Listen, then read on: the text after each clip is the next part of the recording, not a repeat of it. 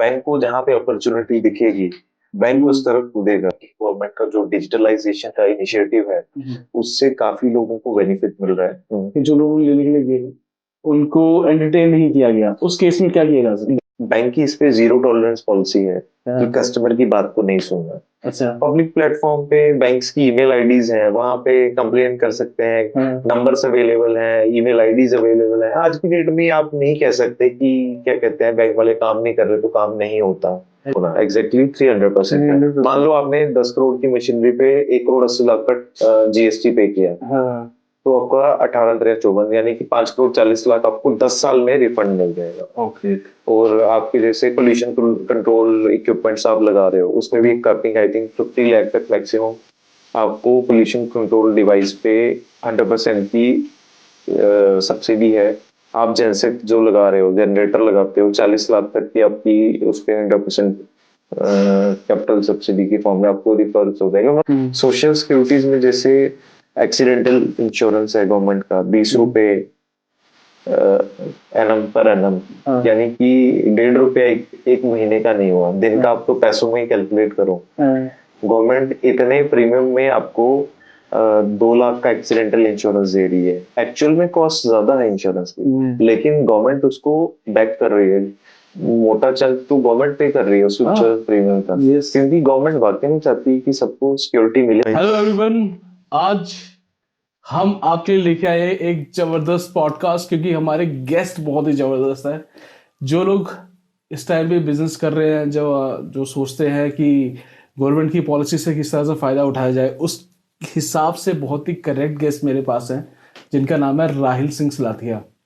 ये हमारे इंडिया के एक नेशनल बैंक के बैंक मैनेजर हैं और इनकी नॉलेज इज टॉप क्लास। इनसे मैं बहुत सारी कन्वर्सेशन कर चुका हूँ रिसेंट टाइम में, और जो मुझे इनपुट्स मिलते हैं वो सुन के मुझे लगता है कि इससे आप लोगों की कितनी हेल्प हो सकती है, जो नए बिजनेसमैन हैं, जहाँ लोग जो नए सेटअप करना चाहते हैं, उनके लिए कितनी ज़्यादा हेल्प हो सकती है। तो बिना टाइम वेस्ट करते हुए मैं इंट्रोड्यूस कराता हूँ राहिल से। हाय राहिल। हेलो। कैसा भाई? बस बढ़िया हूँ, आप कैसे हो? बढ़िया बढ़िया। मैं आपको ये बता दूं, he is my cousin brother. So Rahil, बताइए। सबसे पहले तो हालचाल कैसे है? बस मैं बिल्कुल बढ़िया हूँ, आप बताइए आप कैसे हैं? मैं भी बिल्कुल बढ़िया हूँ। तो आपकी एक्सपर्टीज है बैंकिंग सेक्टर के ऊपर, इकोनॉमिक्स के ऊपर। सो एक्सपर्टीज तो नहीं कहूंगा, पर जितना कुछ you are a student, we all are students of. बिल्कुल बिल्कुल, जो जानता हूँ, जितना मैं समझता हूँ, जितनी देर काम किया बैंकिंग सेक्टर में, जो चीजें ऑब्जर्व करी हैं, तो बस उसी के ऊपर मैं उन्हीं व्यू पॉइंट्स को सामने रखूंगा। सो कहाँ से स्टार्ट करें हम ये कन्वर्सेशन? क्या बैंक किस तरह से काम कर रहे हैं आज के टाइम पे, आप सेटिस्फाई हो उससे? हाँ बिल्कुल, क्योंकि अभी बिल्कुल बैंक जो है अच्छी डायरेक्शन की ओर जा रहे हैं। गवर्नमेंट की जो पॉलिसीज हैं, या कहें कि गवर्नमेंट का जो डिजिटलाइजेशन का इनिशिएटिव है, उससे काफी लोगों को बेनिफिट मिल रहा है। बेनिफिट इस तरह से कह सकते हैं कि पहले जैसे 2015 से पहले की जो सिचुएशन थी, उस समय खैर टेक्नोलॉजी इतनी डेवलप्ड नहीं थी।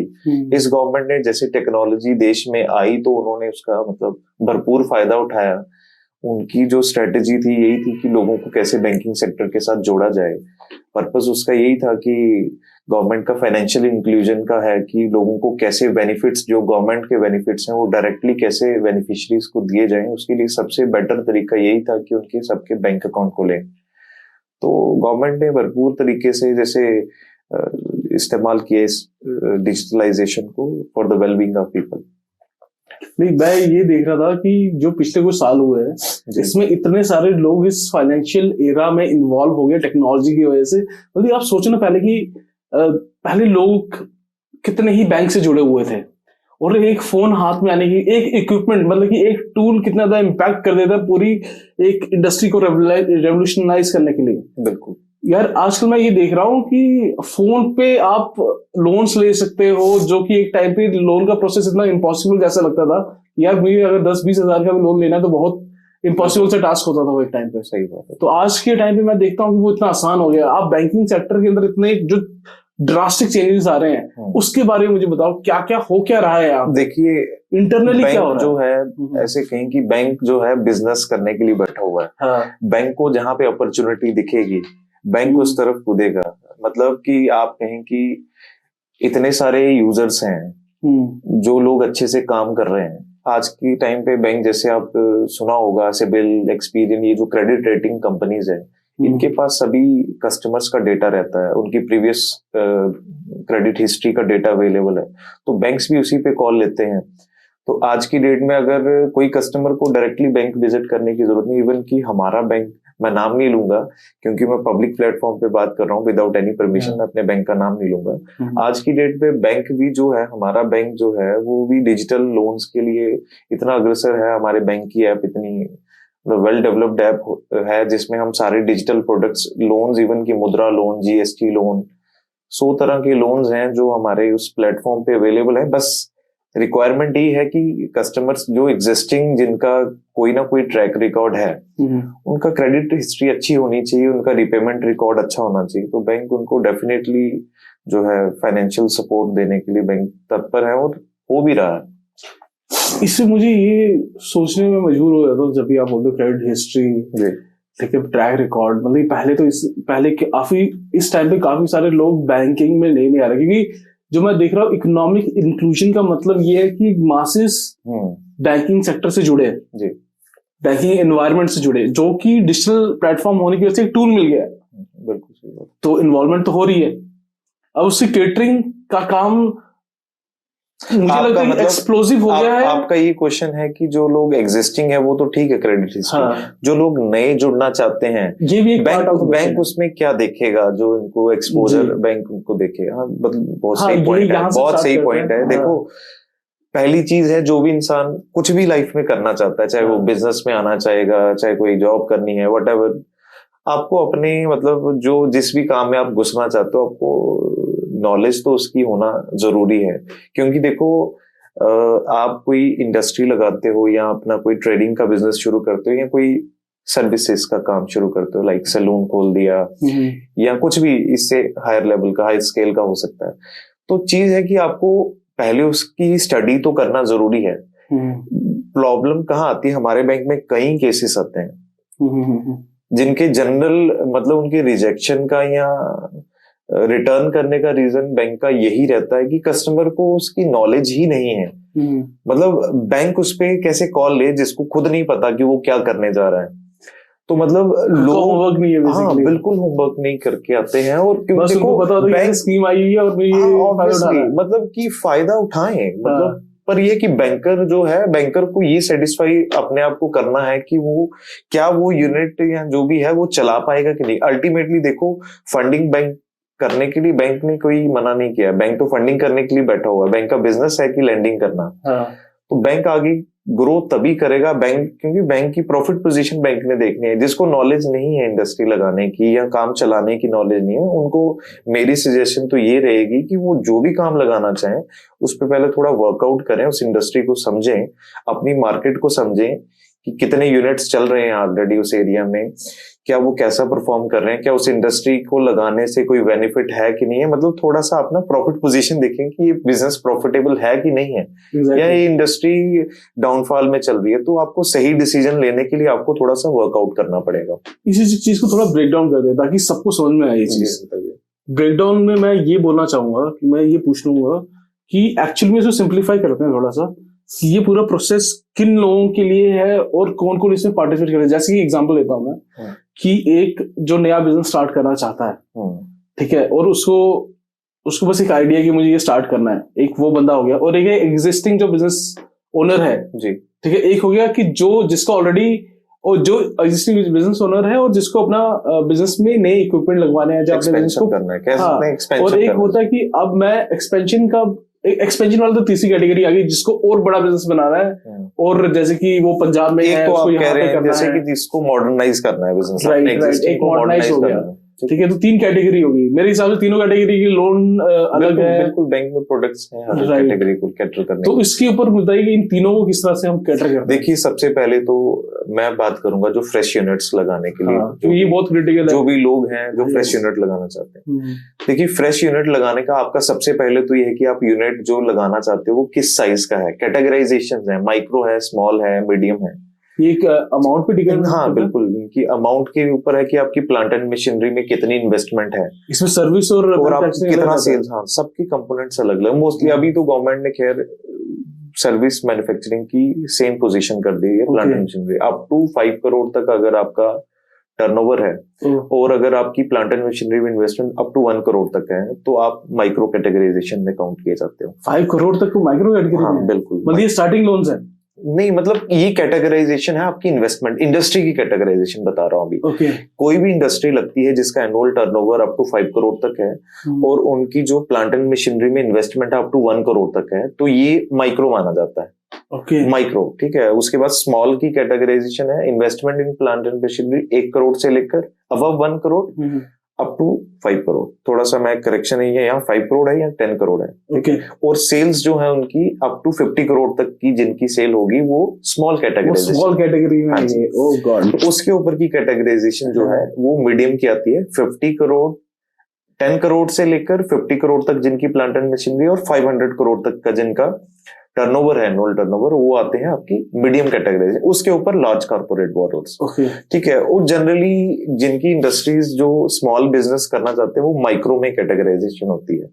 तो माइक्रो में आपके जैसे आ जाते हैं, उसके लिए गवर्नमेंट की नंबर ऑफ स्कीम्स हैं जिसके थ्रू आप मतलब कि यूनिट गवर्नमेंट, देखो आप डायरेक्टली भी किसी बैंक को अप्रोच कर सकते हो इंडस्ट्री लगाने कुछ भी आपने बिजनेस सेटअप करना है। मुद्रा योजना है गवर्नमेंट की जो अप टू 10 लाख तक जो है मुद्रा योजना में लोन मिल सकता है। मुझे लग रहा है आप कुछ पूछना चाहते हैं। ये इसी चीज में बोल रहा राहिल यार, मुझे ये बताओ कि ये बिल्कुल जो स्टार्टर बंदा है जी, वो कहाँ से स्टार्ट करता है? वो उसको मुद्रा? नहीं ऐसा नहीं है। वो आपके ऊपर डिपेंड करता है ना कि आप किस कैटेगरी, आपकी जो इंडस्ट्री है, आप जो यूनिट लगाना चाहते हो वो उसकी कैटेगरी क्या है, जो मैंने आपको बताई माइक्रो स्मॉल मीडियम। अब आपका क्या प्लान है, किस माइक्रो से भी माइक्रो लगा? ऐसा नहीं है कि कोई किसी को माइक्रो से ही शुरू करना है, कोई ऊपर भी लगा सकता है यूनिट, स्मॉल कैटेगराइजेशन। इससे पहले कुछ है नहीं है रिकॉर्ड? नहीं ऐसा नहीं है, रिकॉर्ड नहीं। आपकी देखो उसमें है कि आपके पास आपका मार्जिन रहना चाहिए। वो जनरली कोई भी बैंक फंडिंग करता है आपकी कंट्रीब्यूशन लेगा, ठीक है। वो वेरी करती है 5% टू 25% तक, ऊपर भी जा सकती है। ये चीज मुद्रा में नहीं है? लेकिन नहीं, मुद्रा पे भी है। मुद्रा में भी बिल्कुल मुद्रा में। ये चीज क्लियर करने वाली बात है। देखो जो स्पॉन्सर्ड केस होते हैं, मैं वही बात कर रहा था कि आपके पास। इससे पहले थोड़ा सा मुद्रा के बारे में बता दी, मुद्रा स्कीम है क्या?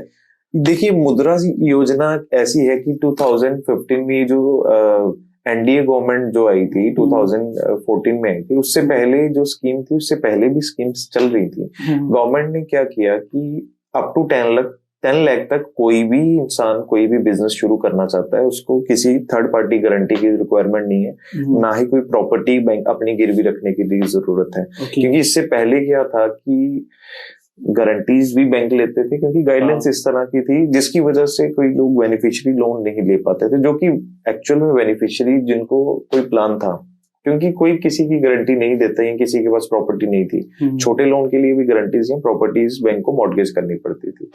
तो गवर्नमेंट ने ये चीज देखा कि बिजनेस जो छोटे लेवल का बिजनेस है उसको कैसे बढ़ाया जाए, तो उन्होंने ये स्कीम मुद्रा योजना स्कीम लाई। मुद्रा योजना इज बैक्ड, उसको बैक किया गया गवर्नमेंट ने एक फंड जिसका नाम था मुद्रा फंड, जिसका क्रेडिट गारंटी फंड एक मुद्रा के नाम से बनाया गया, जिसमें गवर्नमेंट ने इनिशियली कुछ अमाउंट डाला।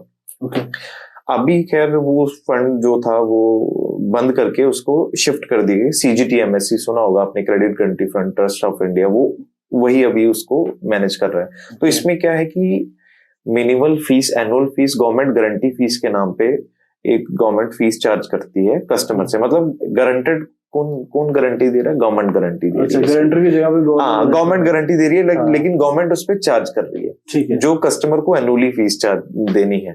और जो उसकी फीस होती है वो बैंक टू बैंक वेरी करती है। उसका क्या है कि रिस्क प्रीमियम कुछ बेस प्रीमियम है, उसके ऊपर बैंक का NPA लेवल का रिस्क प्रीमियम है। तो वो कुछ 2-3 फैक्टर्स को क्लब करके एनुअल फीस के हिसाब से कस्टमर को चार्ज होती है। वो अगर मैं इस पे डिस्कस करूंगा तो ज्यादा लंबा चला जाएगा। तो कहने का ये है कि मुद्रा में करेंगे, लेकिन आगे वाले एपिसोड में डिस्कस करेंगे। चलो आगे मौका मिला तो जरूर आगे इंट्रोडक्शन करेंगे। बिल्कुल। तो ये आपकी मुद्रा स्कीम है जिसमें कि लोग बिजनेस के लिए सेटअप कर सकते हैं। और इसमें क्या है कि डायरेक्टली आप बैंक को अप्रोच करके, किसी थर्ड एजेंसी को आपको अप्रोच करने की जरूरत नहीं है। आप डायरेक्टली अपना प्लान लेके बैंक में जाएं, प्रोजेक्ट रिपोर्ट या कुछ भी है। अप टू इसमें भी एक चीज और बता देता हूँ, 2 लाख तक की अगर कोई भी लोन है, अप टू बिलो 2 लाख या up to 2 lakh, below 2 lakh तक का आपका कोई भी केस है उसमें बैंक कोई फाइनेंशियल नहीं मांगता है, कोई आपका आईटीआर नहीं मांगेगा, कोई आपकी प्रोजेक्शन नहीं मांगेगा। 2 लाख तक बिना कोई, आपके पास फुल प्रूफ होना चाहिए बिजनेस क्या करना चाहते हो, कोटेशंस लाइए, बैंक कर देता है फंडिंग, इसमें कोई दिक्कत नहीं। 2 लाख से ऊपर आपको फाइनेंशियल देने की जरूरत है, यानी कि आप अगर कोई सेटअप कर रहे हैं तो आपको प्रोजेक्ट रिपोर्ट, आपके जो सीए होंगे आपको उनसे प्रोजेक्ट रिपोर्ट, आपकी क्या प्रोजेक्ट है उसकी डिटेल एक रिपोर्ट बना के बैंक को सबमिट करनी पड़ेगी। तो बैंक उसको कंसीडर करते हैं। देखो, 2 लाख के नीचे कंसीडर करता है? 2 लाख से नीचे आपको कोई फाइनेंशियल की रिक्वायरमेंट नहीं है, सबमिट करने की जरूरत नहीं है। 2 लाख से ऊपर आपको फाइनेंशियल देना पड़ेगा। इसका कुछ इंटरेस्ट क्या रहता है? ये देखिए, वो बैंक टू बैंक वेरी करता है। गवर्नमेंट ने 50 लाख तक, 50,000 तक के जो लोन है उनमें बोला है कि बैंक जो है अपने बेस रेट पे मतलब वो क्या फैसिलिटी, बेस रेट बैंक जो मिनिमम रेट है बैंक का, क्या होता है एक आइडिया? वो बैंक टू बैंक वेरी करता है। 10 से नीचे ही रहेगा। 10 से नीचे है। हाँ, मतलब जो मैं ये जानना चाहता कि पर्सनल लोन से कम है कि ज्यादा है? नहीं, पर्सनल लोन से काफी कम है। Okay, that is great. और जो कार लोन है 8% वाला, उससे ऊपर है? नहीं, कार लोन से थोड़ा ऊपर। हाँ, फिर ठीक है, फिर भी ठीक है कि आपका कम से कम पर्सनल, क्योंकि इसमें एसेट क्रिएशन हो रहा है। बिल्कुल हो रहा है, तो गवर्नमेंट के लिए भी ये गारंटी ऑलरेडी बनी रही है। बिल्कुल। तो यहाँ पे ये जानना चाहूंगा कि ये कितने दूर, ये जो मुद्रा लोन है ये कितना जाता है, कितने लाख तक? मुद्रा जो है आपका 1 रुपए से लेकर 10 लाख तक। 10 लाख तक आपका मुद्रा। और ये इसमें भी 3 वेरिएंट है। नहीं, दोनों कंपनी, कोई भी हो, मैन्युफैक्चरिंग हो, सर्विस हो, ट्रेडिंग हो, व्हाटएवर, तीनों इसमें कवर होते हैं। इसमें 50,000 तक आपका कोई भी होगा, वो मुद्रा शिशु कैटेगरी में माना जाता है। उसकी कैटेगराइजेशन है शिशु, किशोर। किशोर है 50,000 से लेकर 5 लाख तक, 5 से 10 में तरुण। 3 कैटेगराइजेशन है, तो बांटा हुआ है इसको 3 कैटेगरीज में। तो जैसे कि ये बहुत भ्रम होता है कि जब मेरे बड़े सारे दोस्त हैं जो कि बोलते थे मैंने बिजनेस स्टार्ट करना है, बोलते यार बैंक लोन नहीं देता। नहीं, ऐसा नहीं, मैंने वही चीज आपको बोली ना। मतलब ऐसा क्यों है कि ऐसा loan is not a right. पहली चीज तो ये है कि लोन राइट नहीं है कि जो हर किसी को मिलेगा, क्योंकि आपका फुल प्रूफ बिजनेस प्रूफ अगर होगा, आपका प्लान है, बिजनेस प्लान अच्छा है, तो बैंक क्यों नहीं करेगा? बैंक बिजनेस के लिए ही बैठा हुआ है, बैंक इन्वेस्टमेंट कर रहा है। तो आपका अगर प्लान अच्छा होगा, बैंक क्यों नहीं इन्वेस्ट करेगा? Bank is investor. आपका प्लान अच्छा, आप अच्छा प्लान लेके जाओ, अच्छी प्रेजेंटेशन दो बैंक को। तो ये अच्छा प्लान क्या होता है? अच्छा प्लान ये है कि आपको अपने बिजनेस की पूरी डीप नॉलेज है, आप क्या करोगे, क्योंकि बैंक को अपने सेटिस्फाई करना है कि आप अपने बिजनेस को अच्छे से चला सकते हो। जो सेटिस्फाई करेगा इस चीज में, तो बैंक उसमें डेफिनेटली बैंक आगे बढ़ के फाइनेंस करेगा। अगर इसमें ऐसा भी होता है कि कई लोग बोलते हैं कि जो लोन लेने के लिए गए उनको एंटरटेन नहीं किया गया, उस केस में क्या किया जा सकता है? देखिए, आज की डेट में ये क्वेश्चन मेरे आईडी से नहीं, लोग अवेयरनेस नहीं है। हाँ, बिल्कुल। मैं कहूंगा कि आज की डेट में बैंकिंग सेक्टर इतना एडवांस हो चुका है कि बैंक जो है, बैंक की इस पे 0 टॉलरेंस पॉलिसी है कि कस्टमर की बात को नहीं सुनना। अच्छा। पब्लिक प्लेटफॉर्म पे बैंक्स की ईमेल आईडीज हैं, वहां पे कंप्लेन कर सकते हैं, नंबर्स अवेलेबल हैं, ईमेल आईडीज अवेलेबल है। आज की डेट में आप नहीं कह सकते कि क्या कहते हैं, बैंक वाले काम नहीं कर रहे तो काम नहीं होता है। ओके। मतलब आपके पास ऑप्शन है, बस आपको उस ऑप्शन को अपना क्या कहते हैं यूटिलाइज करना है, यूज करना है।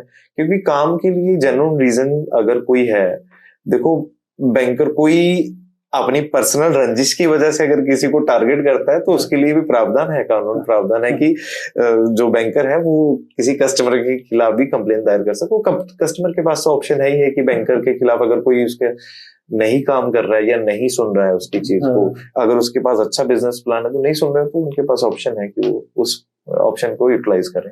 तो एक बैंकर किस तरह से डिसाइड करता है कि कोई चीज अच्छा बिजनेस प्लान है कि नहीं है? देखिए, कोई फाइल होती है? नहीं, फाइल नहीं, बैंक की सेट गाइडलाइंस हैं। बैंक अपने सर्कुलर्स, इंटरनल सर्कुलर्स निकालता है जो कि आरबीआई की जो गाइडलाइंस रहती हैं या गवर्नमेंट की जो गाइडलाइंस, उनको कंसीडर करके बैंक अपने प्रोडक्ट्स तैयार करता है। ठीक है, जैसे कल को मैं आपके पास आ रहा हूँ और मुझे कुछ फॉर एग्जाम्पल मुझे एक शॉप खोलनी है क्लोथिंग की। बिल्कुल, ठीक है, और मैं आपके पास आया तो आप मुझसे क्या चीजें चाहेंगे? देखो, जनरली पहली बात तो ये आती है कि जो आप दुकान जहां पे आप बिजनेस करना चाहते हो, आपकी ओनरशिप अपनी है, फैमिली में किसी की ओनरशिप है, या आप रेंट पे लोगे।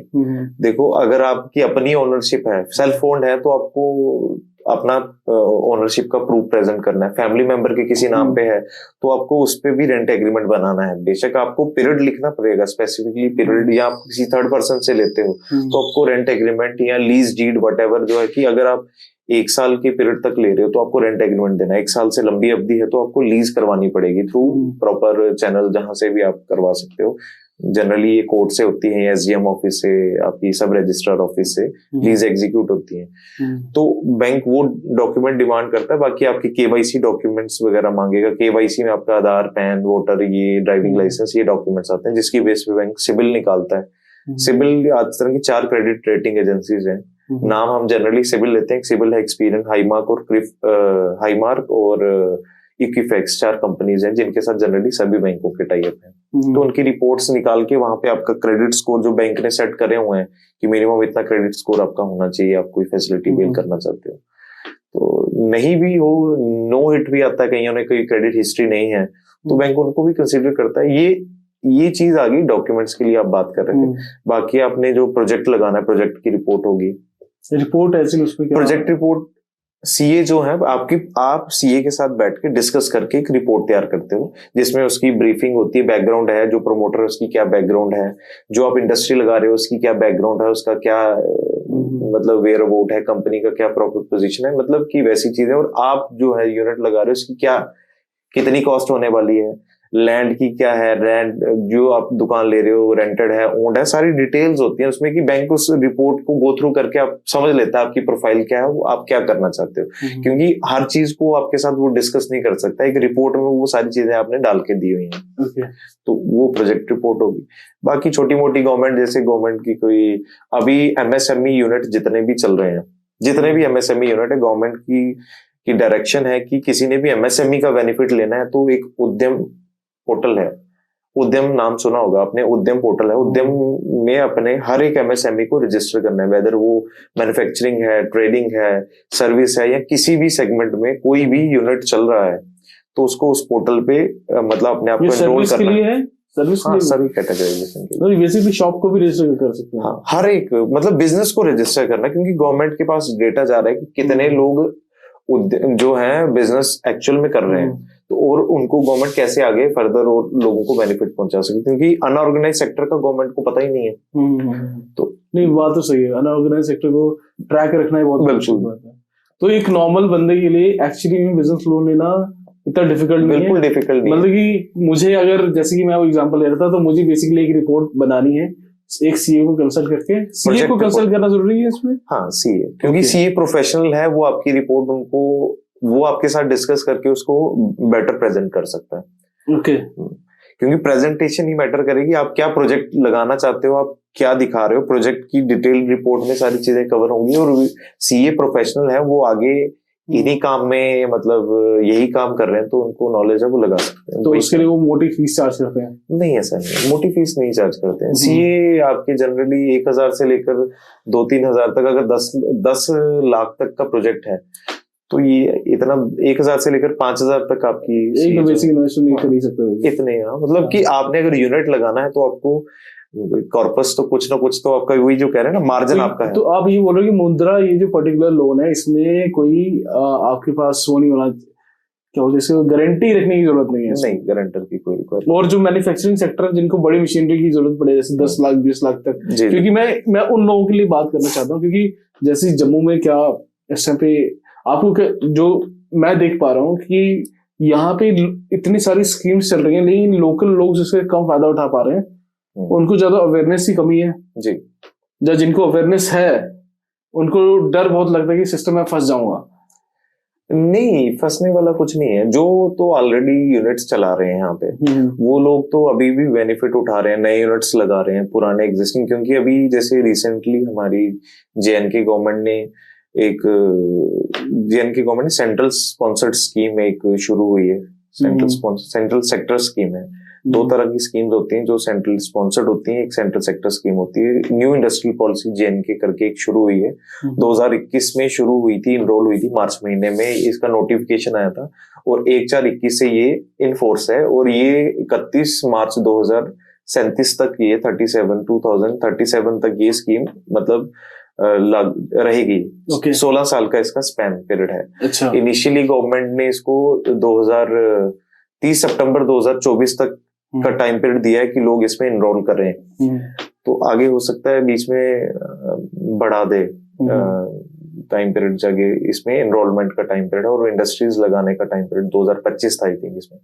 इसमें क्या है कि इतने इंसेंटिव्स हैं न्यू इंडस्ट्रियल जो मैंने सुना नए था। यूनिट लगाना आप चाहते एक हैं। बार बता दीजिए सबके लिए कि क्या क्या इंसेंटिव है जो आपको देखिए, मैं मोटे तौर पे मोटे तौर पे ही बता मोटे दीजिए। तौर पे बताऊंगा कि क्या क्या इंसेंटिव है। जैसे इसमें जितने भी फ्रेश यूनिट्स लग रहे हैं, ठीक है, गवर्नमेंट का क्या इनिशिएटिव है, पहले जो जितनी भी इंडस्ट्रीज लगती थी वो डिस्ट्रिक्ट लेवल पे थी या तहसील लेवल पे, मतलब अच्छी लोकेशन पे इंडस्ट्रीज थी। अब गवर्नमेंट ने ये रियलाइज किया कि जो रूरल एरियाज हैं या थोड़े फार फ्लंग एरियाज हैं, वो लोग इन इंडस्ट्रीज में आके काम नहीं कर सकते, क्योंकि इस इंडस्ट्रियल पॉलिसी को लाने का गवर्नमेंट का मोटिव यही है कि एम्प्लॉयमेंट जनरेशन थ्रू इंडस्ट्रियलाइजेशन। क्योंकि हमारे जेएनके में इंडस्ट्री का ग्रोथ इतनी ज्यादा नहीं जितनी ऑल ओवर इंडिया बाकी स्टेट्स में है, और यहाँ पे सोर्स ऑफ इनकम लोगों के पास ज्यादा ऑप्शंस नहीं है। बीइंग मतलब हिली स्टेट अगर कहें तो ज्यादा ऑप्शंस नहीं है लोगों के पास। एक गवर्नमेंट जॉब का है, क्योंकि सर्विस सेक्टर की इतनी अप्रोच नहीं है, और प्लस आप कहें कि एग्रीकल्चर का भी इतना नहीं है, कुछ एरियाज को छोड़ के देखें बाकी सब हिली एरियाज हैं। तो गवर्नमेंट ने इसको ब्लॉक लेवल तक ले जाने की कोशिश करी है। हाँ, ब्लॉक लेवल तक, और इतने सारे एरियाज आइडेंटिफाई हुए हैं जो कि गांव के अंदर हैं एरियाज, और वहां पे डेवलपमेंट वर्क शुरू हो चुका है। गवर्नमेंट ने वो लैंड एक्वायर कर ली हुई है, और लोगों को अलॉटमेंट तक हो गई है। अलॉटमेंट नहीं कहेंगे, लोगों ने एप्लीकेशंस दी हैं जिनकी उनको अलॉटमेंट फीस मतलब गवर्नमेंट ने एक्सेप्ट कर ली हुई है। उनको मतलब थोड़े पीरियड में ही उसकी पोजेशन दे दी जाएगी लैंड की, उसको डेवलप करके। और मैंने सुना ये जो फीस है बहुत ही कम रहती है। हाँ, काफी नॉमिनल रेट्स हैं। आप कहें कि एक इंडस्ट्री को लगाने के लिए जितना मिनिमम होना चाहिए, कनाल आप कहें कि मिनिमम से मिनिमम 2 लाख रुपए कनाल तक लैंड जो है इंडस्ट्री को लगाने के लिए दी जा रही है। पर आपको ये है कि लैंड खुद से परचेज करनी पड़ेगी, उस पे कोई इंसेंटिव नहीं है। मैं बात वही आ रही थी कि इंसेंटिव किन किन चीजों पे है। तो मेनली इंसेंटिव है आपकी investment in plant and machinery, जो मेजर कॉस्ट रहती है एक इंडस्ट्री को लगाने में। तो आप जितनी भी इन्वेस्टमेंट करते हो प्लांट एंड मशीनरी में, उसमें कुछ कैपिंग रखी गई है कि आप कितना उसका आपको in the form of interest, capital interest benefit के तौर पे मिलेगा। यानी कि आप अगर 100 करोड़ की इन्वेस्टमेंट कर रहे हो तो 100 करोड़ पे आपको 50% तक की जो है रिटर्न है। 50% में भी कुछ capping, I think 7.5 crore maximum capping है जितनी आप क्लेम कर सकते हो। अच्छा। तो ये फिर भी बहुत बड़ी अमाउंट है। अगर आपकी 10 करोड़ तक की प्लांट एंड मशीनरी की इन्वेस्टमेंट है, उसका तो सीधे सीधे 50% आपको जोन बी में 50% इंटरेस्ट की कैपिटल सब्सिडी की फॉर्म में आपको वापस मिलेगा, जो over the period of time आपको वापस मिलेगा, जो मतलब टैक्स बेनिफिट्स हो रही है। हाँ, एक तो ये हो गया इंटरेस्ट सब्सिडी। उसमें कुछ कैपिंग है। कैपिंग मतलब कि इतने अमाउंट तक ही आप मैक्सिमम क्लेम कर सकते हो। और इंटरेस्ट, कैपिटल इंटरेस्ट की सबवेंशन है। इंटरेस्ट सबवेंशन यानी कि गवर्नमेंट टर्म लोन पे 6% का इंटरेस्ट वापस कर देगी। मान लो आपको 10% का इंटरेस्ट चार्ज कर रहा है बैंक, तो आपको 6% वापस मिल जाएगा। आपको एक्चुअल 4% ही चार्ज हो रहा है। अच्छा। और जो आप जीएसटी पे कर रहे हो इनिशियली, जो आपने प्लांट एंड मशीनरी परचेज करी है, उसका जितना कॉस्ट आपने जीएसटी पे बेयर करा है, उसका आपका 300% यानी कि 3 गुना तक आपको अगले 10 साल में वो रिफंड मिल जाएगा। नो वे। हाँ बिल्कुल, 3 गुना से ज्यादा। 3 गुना एग्जैक्टली 300%। मान लो आपने 10 करोड़ की मशीनरी पे 1 करोड़ 80 लाख का जीएसटी पे किया, तो आपका 18-54 यानी कि 5 करोड़ 40 लाख आपको 10 साल में रिफंड मिल जाएगा। और आपके जैसे पोल्यूशन कंट्रोल इक्विपमेंट्स आप लगा रहे हो, उसमें भी कैपिंग आई थिंक 50 लाख तक मैक्सिमम आपको पोल्यूशन कंट्रोल डिवाइस पे 100% की सब्सिडी है। आप जेनसेट जो लगा रहे हो, जनरेटर लगाते हो, 40 लाख तक की आपकी उस पे 100% कैपिटल सब्सिडी की फॉर्म में आपको रिफर्स हो जाएगा। मतलब कि गवर्नमेंट इतने, इसके लिए गवर्नमेंट ने टोटल 28,000 आई थिंक 400 करोड़ जो है टोटल इसके इनिशियली इसके लिए कॉर्पस जो है आवंटित किया और इसमें एलोकेशन करी है। और इसमें 1100 से 1200 करोड़ तक जो था इसका मतलब डिस्ट्रीब्यूट कर चुकी है गवर्नमेंट। इसका मतलब कि गवर्नमेंट चाहती है कि इंडस्ट्री लगे, और इंडस्ट्री लगने के लिए हमारे जो लोकल डोगरे है वो यूज कर सकते हैं इसको। ये सबके लिए ओपन है, पैन इंडिया कोई भी आके यहाँ पे इंडस्ट्री लगा सकता है। पैन इंडिया 370 हटने का एक एडवांटेज हो गया। नहीं, ऐसा नहीं है। पहले भी इंडस्ट्रीज लग रही थी, पहले भी इंडस्ट्रीज यहाँ पे लग रही थी, और पहले भी ओपन था। लीज पे तो कोई भी लेकिन जो सब्सिडीज अभी है वो पहले नहीं थे। नहीं, पहले भी थी, अलग अलग समय पे अलग अलग गवर्नमेंट्स ने इंडस्ट्रीज को बढ़ावा देने के लिए स्कीम्स निकाली थी। अभी ये है कि अभी इसका थोड़ा ज्यादा बड़े स्पैन में है। पहले तो मैंने बताया जैसे कि ये मेन हेडक्वार्टर लेवल पे ही थी, अभी ब्लॉक लेवल पे जाने का तो गवर्नमेंट ने बहुत सारे ब्लॉक्स, डिफरेंट ब्लॉक्स आइडेंटिफाई किए हैं जहाँ पे इंडस्ट्री लग रही है।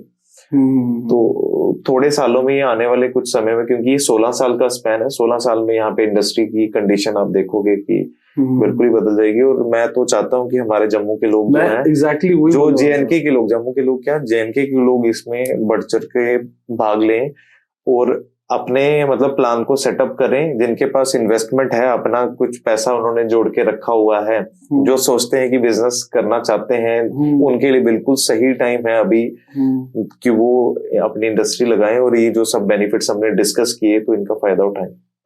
क्योंकि देखो चीज ये है कि अगर आपका प्लान अच्छा है तो बैंक आपको लोन देने के लिए हमेशा आगे रहेगा, क्योंकि बैंक के लिए भी अपॉर्चुनिटी है कि इतनी सारी इंडस्ट्रीज लगेंगी, उनका पोर्टफोलियो भी जो है एडवांस का इंक्रीज होगा। राइट। तो आप अपने नजदीकी बैंक जो भी हैं, जिस भी बैंक से आप डील कर रहे हैं, आप अपने नजदीकी बैंक में जाके अपना प्रोजेक्ट रिपोर्ट लेके जाएं, सबमिट करें। तो पहले तो आपकी उसके लिए आपको इंडस्ट्रियल एरिया से अलॉटमेंट करवानी पड़ेगी लैंड की, तो आप उनसे मिले, अपनी प्रोजेक्ट रिपोर्ट उनको सबमिट करें, फिर वहां से आप अपना बैंकर चूज करके आप प्रपोजल को आगे बढ़ाएं। ओके, तो इसमें मशीनरी, इसमें मैं लोन का पार्ट पे भी बात आया था, जो बैंकिंग का एज एन हार्डकोर कितना बेनिफिट हो सकता है एज ए पर्सन को। मैं ओवरऑल की बात करूंगा, मोटा मोटा की बात करेंगे, ताकि लोगों को एक बेसिक आइडिया रहे। डिटेल्स हम किसी और दिन बात कर लेंगे। बस मैं ये जानना चाहता हूँ इसमें कि जैसे कि एक इंसान इसने लोन मतलब सबसे पहले 1-2 कनाल के आसपास उसने लैंड परचेज कर लिया, क्योंकि बेसिक एक छोटी इंडस्ट्री के लिए 2 कनाल बहुत होता है। फिर उसने वहां पे सेटअप जब बनाने की कोशिश करनी है, तो वो खड़ा करने के लिए, इंफ्रास्ट्रक्चर खड़ा करने के लिए वो अप्रोच करता है बैंक को। तो वहां पे इंफ्रास्ट्रक्चर एज इन जब फिजिकल इंफ्रास्ट्रक्चर, कॉन्क्रीट इंफ्रास्ट्रक्चर है, उसके लिए भी बैंक पैसे देता है और मशीनरी के लिए भी पैसे देता है। जो मशीनरी के लिए पैसे हैं उस पे हैवी सब्सिडी चल रही है इस टाइम पे, क्योंकि मैन्युफैक्चरिंग सेक्टर को बहुत ज्यादा प्रमोट किया जा रहा है। राइट, क्या मैं सही आ रहा हूँ यहाँ पे? नहीं, बिल्कुल सही कह रहे हैं। देखिए, बैंक फंडिंग जो है आपको बिल्डिंग बनाने के लिए भी फंडिंग करता है और आपको प्लांट एंड मशीनरी के लिए भी बैंक फंडिंग कर रहा है। बैंक प्लांट एंड मशीनरी के लिए भी फंडिंग कर रहा है, आपको बिल्डिंग बनाने के लिए भी कर रहा है, और आपका जो आपने बिजनेस चलाना है उसके लिए जो रॉ मटेरियल परचेज करना है या जो भी आपकी रिक्वायरमेंट, बैंक हर चीज के लिए फंडिंग कर रहा है। लेकिन गवर्नमेंट ने बेनिफिट्स जो है बिल्डिंग के लिए नहीं रखे हैं, वो सिर्फ प्लांट एंड मशीनरी की इन्वेस्टमेंट के लिए है। उसके लिए जो उस पे आप इन्वेस्टमेंट करोगे तो वो आपको बेनिफिट मिलेगा। बेसिकली जो एक नॉर्मल इंसान जिसको इंडस्ट्री लगानी है, उसको क्या करना है? उसको लैंड परचेज करने तक उसका खुद का इन्वेस्टमेंट है। बिल्कुल। उसके बाद, क्योंकि आप बैंक को अप्रोच ही तब करोगे जब आपके पास अलॉटमेंट होगी, आपके पास पोजीशन होगी। तो लैंड परचेज करने में जो इन्वेस्टमेंट है 1-2 हजार का, वो इंसान खुद करेगा। बिल्कुल। लैंड एलोकेशन करवा लिया जब उसने, उसके बाद बैंक, एक चीज है कि एक पॉइंट मैं और ऐड करूंगा, जो आप कह रहे हो कि अगर उसके पास इतनी कॉस्ट उसकी लग जाएगी लैंड परचेज करने में, तो इसमें भी बैंक जो है उसकी जो इन्वेस्टमेंट होती है लैंड, उसको उसके मार्जिन में कंसीडर कर लेते हैं बैंक। मान लो जैसे मैंने इनिशियली आपसे बात करी थी कि कोई भी प्रोजेक्ट लगता है उसकी एक कॉस्ट डिसाइड कर ली जाती है कि इतनी प्रोजेक्ट की कॉस्ट है। उसमें कुछ पोर्शन कस्टमर का रहता है और मेजर पोर्शन बैंक फंडिंग करता है। वो वेरी करता है 5% से 25%। 5% स्पॉन्सर्ड केसेस, जो छोटे केसेस हैं उनमें रहता है। जनरली जो भी बड़े केस हैं उसमें 25% का मार्जिन रहता है इनिशियली। ठीक है। और 25% अगर जो आपकी इन्वेस्टमेंट है, तो उसमें आपने जो टोटल प्रोजेक्ट की कॉस्ट में आपका 25% का जो पोर्शन है, वो आप लैंड जो आप परचेज कर रहे हो, बैंक उसको भी कंसीडर कर लेता है। Okay, that is great. ये तो बहुत अच्छी चीज है। बिल्कुल। उसमें फिर इंसान को थोड़ा सा एक ज्यादा सोचने की जरूरत है। और इसका जो पे आउट पीरियड होता है, क्या ये इमीडिएटली स्टार्ट हो जाता है लोन लेने के बाद? नहीं, ऐसा नहीं है। जब तक इंडस्ट्री आपकी, आप प्रोजेक्ट अपना देते हो, जनरली ये वेरी करता है 12 महीने, मोस्टली 12 मंथ्स तक बैंक जो है आपसे इंस्टॉलमेंट डिमांड नहीं करते टर्म लोन पे, क्योंकि उसमें आपका जो इम्प्लीमेंटेशन पीरियड रहता है कि आपका प्रोजेक्ट अभी शुरू ही नहीं होगा तो आप कहाँ से पेमेंट शुरू करोगे। तो जब तक आपका इम्प्लीमेंटेशन पीरियड है, इंडस्ट्री टू इंडस्ट्री वेरी करता है। मोस्टली मैन्युफैक्चरिंग में बिल्डिंग बन के और मशीनरी इंस्टॉलेशन में 1 साल के अंदर सारा प्रोसेस खत्म हो जाता है। तो बैंक जो है इसमें आपको मतलब कि पीरियड दे देता है, उसको मोरेटोरियम कहते हैं। मोरेटोरियम में बैंक जनरली आपसे इंटरेस्ट डिमांड करते हैं, जो भी आपका प्रोजेक्ट का पार्ट होता है, जो इंटरेस्ट कंपोनेंट होता है टर्म लोन के पीरियड पे, वो भी आपकी प्रोजेक्ट रिपोर्ट का ही पार्ट होता है। आपके सी जब प्रोजेक्ट रिपोर्ट बनाते हैं तो वो कैलकुलेशन करते हैं कि कितना इंटरेस्ट आपका ड्यूरिंग मोरेटोरियम पीरियड जो है आपका इंटरेस्ट आपको चार्ज होना है, वो भी आपके मार्जिन में काउंट किया जाता है। क्योंकि अगर आप कैपेसिटी नहीं है इंटरेस्ट देने की साथ में, क्योंकि इंस्टॉलमेंट तो शुरू नहीं हुई है, आपका ही इंटरेस्ट का पार्ट बनता है, आपके प्रोजेक्ट का पार्ट बनता है, तो उसकी कैलकुलेशन प्रोजेक्ट रिपोर्ट में ऑलरेडी की गई होती है। यार ये तो बहुत ही हैवी इंफॉर्मेशन पैक एपिसोड रहा है, मजा आ गया। ये जो लोग स्टार्ट करने चाहते हैं, एक नया बिजनेस लगाना चाहते हैं, उनके लिए आपने संजीवनी बूटी दे दी है। They can really after this, मुझे खुद इंस्पिरेशन मिल रही है कि मैं कुछ स्टार्ट करूं जल्दी से पैसे इकट्ठे करूं और कहीं से लैंड परचेज करूं, जो एलोकेशन करूं और कुछ ना कुछ स्टार्ट करूं। ऑब्वियसली आइडियाज बहुत सारे आते हैं ऐसे सोच के। बिल्कुल। और इसमें एक चीज कहूंगा कि जो बड़ी इंडस्ट्रीज लगाने का टाइम पीरियड है, कई लोगों के पास पैसा है, सोचेंगे कि लैंड परचेज कर लेते हैं, चलो प्रोजेक्ट नहीं लगाए, बाद में लैंड बेच देंगे। इसके लिए भी टाइम पीरियड है। जब आपको लैंड अलॉटमेंट होती है, आपको एक प्रोविजनल रजिस्ट्रेशन भी DIC जो हमारी एजेंसी है, डिस्ट्रिक्ट इंडस्ट्रीज है ना, वो एक प्रोविजनल रजिस्ट्रेशन करके देती है। उसके 3 साल के अंदर अंदर आपको यूनिट प्रोडक्शन में लाना है। अच्छा। तो ऐसा नहीं कि आप लैंड लेके रखें और आप बाद में उसको सेल ऑफ करके बेच दें, तो गवर्नमेंट उनकी अलॉटमेंट कैंसिल कर देती है। अगर आप इंडस्ट्री इसमें, तो ऐसा है कि अलॉटमेंट के 2 साल के अंदर अंदर आपकी बिल्डिंग बन के तैयार होनी चाहिए। क्योंकि आप दिखाओगे कि आप कुछ करना चाहते हो, तभी तो इंसेंटिव मिलेंगे। तो ये चीज का भी आपने ध्यान रखना है ये इंडस्ट्री लगाते समय, क्योंकि उसमें बहुत सारी चीजों को ध्यान है। चलो वो एक पूरी बात एक अलग सेटअप में चले जाएगी, इसलिए मैं इसको थोड़ा सिंप्लीफाई करके ही यहाँ पे आज खत्म करते हैं जी। कैसा लगा राहिल पहला पॉडकास्ट? बहुत बढ़िया मेरे लिए। मैंने तो वैसे कभी किसी को इंटरव्यू नहीं दिया, एक तरह के इंटरव्यू फॉर्म में ही है। तो फर्स्ट टाइम था, थोड़ा नर्वस था स्टार्टिंग में। वही ना, मैं वही देख रहा था कि जितना फ्रेंडलीनेस नहीं, बिल्कुल हम 1-2 पॉडकास्ट जब और कर लेंगे तो बिल्कुल ओपन हो जाएगा, फिर ये भाई करके बात करेंगे हम लोग तो और मजा आने वाला है इस चीज में। आने वाले एपिसोड में हम लोग और डीप डाइव करेंगे। अभी किन चीजों के बारे में हम बात कर सकते हैं? काफी सारी चीजें हैं। देखिए अभी तो हमने ओवरव्यू दिया कि कैसे स्कीम्स पे डिस्कस कर सकते हैं। जैसे गवर्नमेंट की स्कीम है PMEGP, सुना होगा नाम, Pradhanmantri employment generation program, prime minister employment generation programme.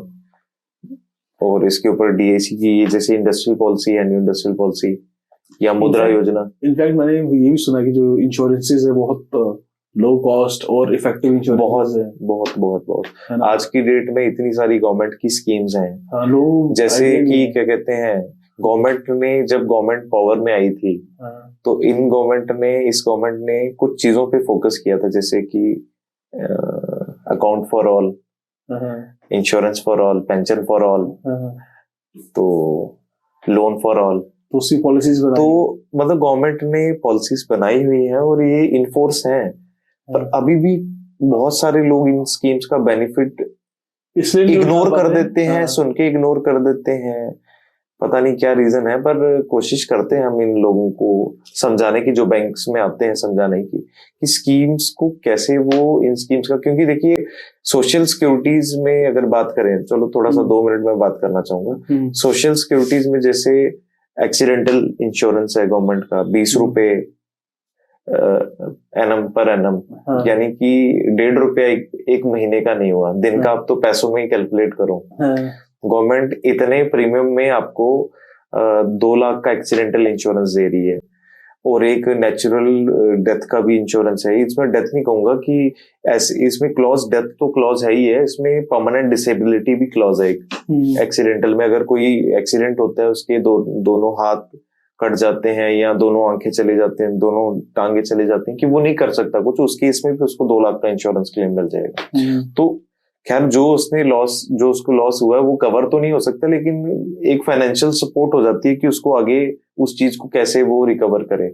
जैसे लिम्स खरीदने, अगर किसी की टांग कट गई तो लिम्स खरीदने तो कॉस्ट है, इनफैक्ट मैं आपको बताता हूँ, मैं इंश्योरेंस में काम मैंने देखा हुआ, इंश्योरेंस सेक्टर किस तरह से है, मार्केटिंग कर चुका हूँ उनकी, और मैंने ये देखा हुआ कि उनकी जो प्राइसिंग ऑफ दिस वेरी, ये जो सारे प्रोडक्ट्स होते हैं ये काफी हाई होती है।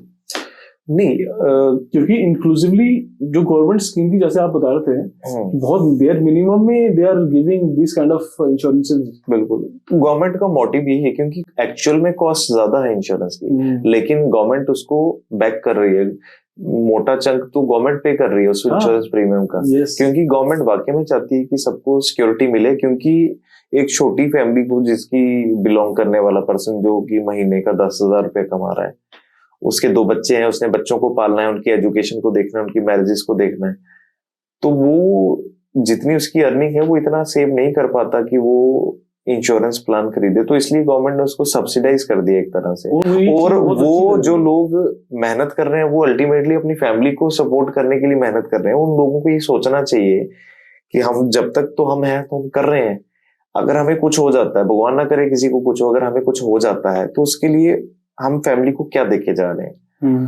तो लोग उस चीज को सुनते हैं पर इग्नोर करते हैं। ट्रू। अब चीज ये है कि हो सकता है कि हमारे यहाँ पे डिस्कशन से कुछ लोग सुन के इस चीज के लिए तुरंत अपने बैंक जाके अपने इंश्योरेंस करवाएं। एक तो प्रधानमंत्री सुरक्षा बीमा जो मैं बात कर रहा था, 20 रुपए इसका इंश्योरेंस प्रीमियम है। सालाना, 1 साल में एक बार कटता है, जनरली जून महीने में कटता है, और 1 साल तक कवरेज रहता है। और दूसरी जो है आपकी प्रधानमंत्री जीवन ज्योति बीमा योजना। जीवन ज्योति है ये जो सुरक्षा बीमा 20 रुपए वाला है, वो तो सिर्फ एक्सीडेंटल कवरेज को कवर करता है, लेकिन जो दूसरा वाला है जीवन ज्योति, वो हर तरह से किसी भी वे में किसी इंसान की डेथ हो जाती है तो वो 2 लाख का इंश्योरेंस ले सकता है। तो इसका प्रीमियम है 436, इंक्लूडिंग जीएसटी है ये 436 है। ये भी मिनिमल, आप 1.5 रुपए लगा लो डेली का, 1.5 रुपया। आज की डेट में बच्चे दिन में 100 रुपए खर्च लेते हैं, मैं वही बोल रहा था। तो मतलब 1 रुपए 1.5 रुपए वाला आपने बताया कि जैसे अक्षय कुमार कहते हैं कि 2 सिगरेट के पैसे में बिल्कुल। तो मतलब कि लोग इसमें भी बोलते हैं कि कौन दे, क्योंकि लोग जो है, अब मैं इसमें कुछ कहना चाहता हूँ कि हमारा एजुकेशन सिस्टम इस तरह से हो कि लोगों को अपनी इन सब चीजों के बारे में ना पता हो जब वो बचपन से छोटे हो, क्योंकि एक एज के बाद ना इंसान को समझाया नहीं जा सकता। तो रीजन ये है कि पढ़ाई के समय ये सब्जेक्ट्स होने चाहिए जिसमें ये सब चीजें डिस्कस हो, कि लोगों को पता हो जब वो थोड़ा उस एज ग्रुप में एंटर करें। इसकी एज ग्रुप है एंट्री की, जो सुरक्षा बीमा है वो 18 से 70 तक कवर रहता है किसी एज में।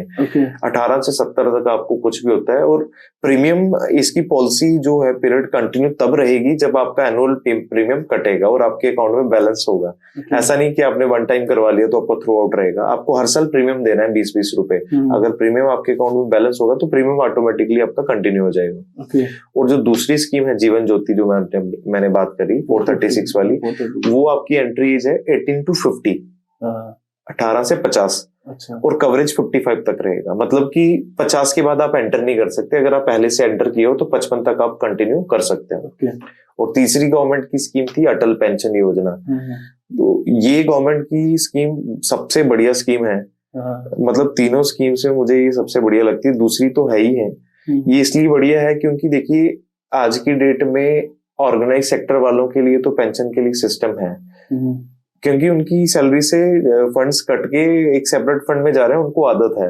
अनऑर्गेनाइज सेक्टर में लोगों को आदत नहीं है पैसे मतलब सेव करने की। तो ये स्कीम इस तरह से है कि आप भी पेंशन अपनी लगवा सकते हो, क्योंकि देखिए एक इंसान अगर ऑर्गेनाइज सेक्टर में कोई ठेला लगाता है, कोई दुकान कर रहा है, छोटी सी दुकान कर रहा है या कुछ भी काम कर रहा है, चाहे अपना बिजनेस ही कर रहा है, उसकी एक एज है बिजनेस करने के लिए। एक एज के बाद फटीग वो काम नहीं कर सकता। तो इस स्कीम के थ्रू वो 18 साल की एज से लेकर 40 साल की एज के बीच में कभी भी एंटर कर सकता है। 40 के बाद नहीं एंटर हो सकता, 40 तक वो कभी भी एंटर करेगा। जितनी जल्दी एंटर करेगा उतना कम प्रीमियम, और थ्रू आउट उसका वही प्रीमियम रहने वाला है। और ये मंथली डेबिट होगा आपके अकाउंट से।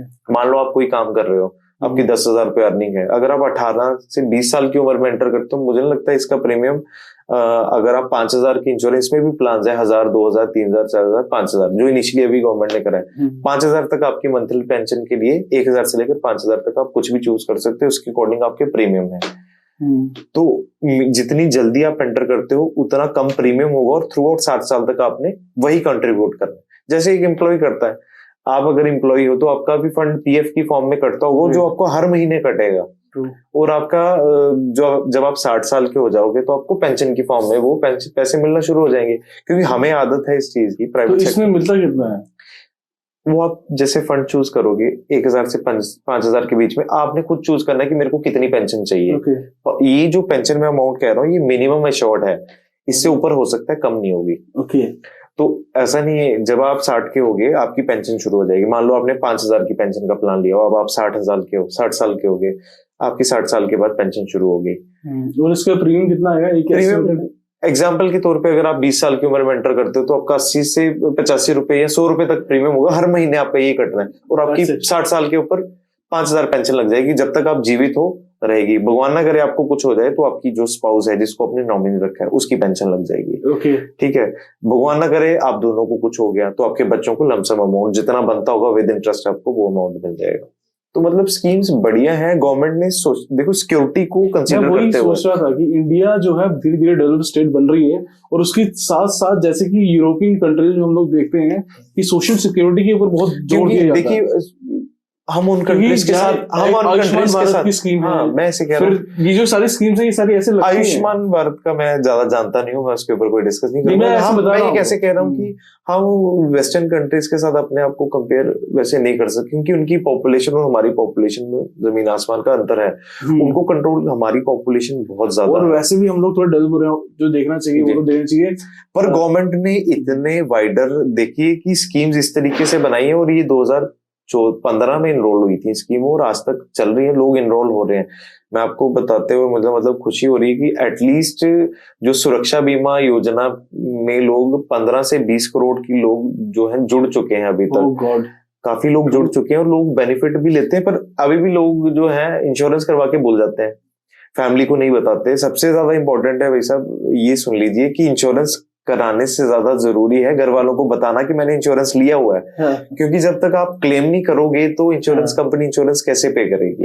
तो उसका क्लेम पीरियड जनरली 30 डेज रहता है, कि विद इन 30 डेज आपको इंटीमेशन देनी होती है कि ऐसा ऐसा इंसिडेंट हुआ है। बाकी अगर आप इंटीमेशन दे देते हो तो प्रोसेस चलता है क्लेम का। आप इन्फॉर्म ही नहीं करोगे तो क्लेम नहीं हो पाएगा। तो सभी जिन्होंने भी इंश्योरेंस करवा रखी है, काइंडली अपनी फैमिली को बता के रखें, या किसी डायरी पे नोट करके एक डायरी रखें, घर वालों को बता दें कि कल को कुछ हो जाए तो इस डायरी में पढ़ लेना कि आपके लिए कुछ ना कुछ रखा हुआ है। तो सपोर्ट फैमिली, इंसान के जाने का लॉस जो है वो तो कभी पूरा नहीं हो सकता, लेकिन एक समय के बाद लाइफ को आगे बढ़ाने के लिए आपको फाइनेंशियल सपोर्ट की जरूरत होती है। बच्चों को पढ़ाना, क्योंकि जो लाइफ की जरूरतें हैं, जो वो तो आपकी रहेंगी ना। कोई इंसान रहे या ना रहे, अब बच्चे हैं, बच्चे जब 16 के होंगे उन्होंने हायर एजुकेशन में जाना है, जब 25 के बाद होंगे शादी होनी है, तो मतलब वो खर्चे जो हैं वो आपके होने ही होने हैं। उसके लिए इंसान को प्रिपरेशन करनी चाहिए।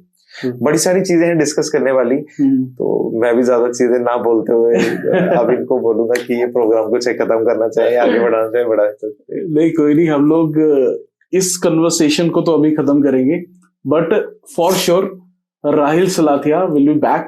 Will you be back? बिल्कुल बिल्कुल। ये एक एपिसोड लेने के लिए मैं बता रहा हूँ 2 हफ्ते से हम लोग साथ में कंसल्ट कर रहे हैं और टाइम निकालने की कोशिश कर रहे हैं, और फाइनली आज अचानक से हमें ये एपिसोड मिल गया है। आप सब लोगों के बेनिफिट के लिए बहुत ही प्यारा एपिसोड ये हुआ है मेरे हिसाब से। It's a very interesting conversation. सही बात। मैंने भी इतना एक्सपेक्ट नहीं किया था कि इतनी चीजें डिस्कस हो पाएंगी और इतने अच्छे से कन्वे कर पाएंगे। बिल्कुल सही बात, अच्छे से। तो ये वही चीज है, this is the magic of podcast. और यहाँ पे मैं बोलूंगा हमारे डोगरों को, कम ऑन गाइस, जिस पॉइंट पे हमारी इकोनॉमी, खासकर हमारी स्टेट की इकोनॉमी बहुत जल्दी बूम कर रही है, आपके पास एक गोल्डन अपॉर्चुनिटी है। अगर आपके पास कोई बिजनेस आइडिया है, अगर आपको लगता है कि वो चीज नहीं अच्छे से हो पा रही है, जहां आपको लगता है वो आइडिया काम नहीं कर पा रहा है, तो आप कम्युनिकेट करिए, ट्राई करिए अपने दोस्तों से बात करने की, किसी जानकार से बात करने की ट्राई करिए। एटलीस्ट अगर आपको लगता है आप कमेंट सेक्शन में डालिए कि आपके पास कुछ आइडिया है, लेट अस डिस्कस, लेकिन लेट्स मेक दिस हैपन। हमारे डोगरों को बेनिफिट होना चाहिए, जम्मू की पूरी पब्लिक को बेनिफिट होना चाहिए, कश्मीरी को बेनिफिट होना चाहिए। इनफैक्ट मैं भी आपके यूजर्स को कहूंगा कि आपके कोई क्वेश्चंस हैं तो प्लीज जो है इस ग्रुप जहां पे भी वीडियो ये डालेंगे तो आप कमेंट्स में लिखिए, हम उनके कोशिश करेंगे कि आपके हर एक क्वेश्चन का जवाब दें और हर एक यूजर के क्वेश्चन क्वेश्चन को हम मतलब ग्रुप में ही हम जवाब दें और उसका रेलेवेंट आंसर आपको दें। बिल्कुल।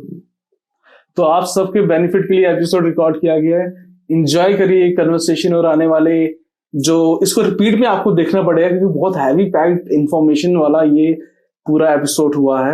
आपके कोई भी क्वेश्चन हो आप कमेंट सेक्शन में डालिए, और मैं राहिल को बोलूंगा कि हम एक बहुत ही जल्दी इसका एक सीक्वल एपिसोड बनाएंगे। बहुत इंटरेस्टिंग कन्वर्सेशन है और ऐसी कन्वर्सेशन करने में बहुत मजा भी आता है। बिल्कुल सही बात, और लोगों को बेनिफिट हो, इससे बढ़िया बात और कुछ नहीं है।